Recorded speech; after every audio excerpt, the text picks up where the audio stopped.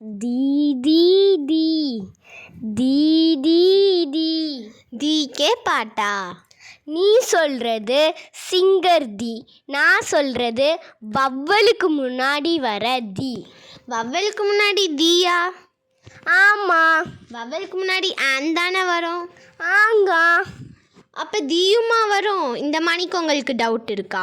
அதாவது சவுண்டை தான் நம்ம வவ்வலுக்கு முன்னாடி வரும்போது தீன்னு சொல்லுவோம். For example, the elephant, the egg. இதுக்கு நீங்கள் ஃபுல்லாக தெரிஞ்சுக்கணுன்னா இந்த வீடியோக்குள்ளே போய் பாருங்கள். தேங்க்யூ.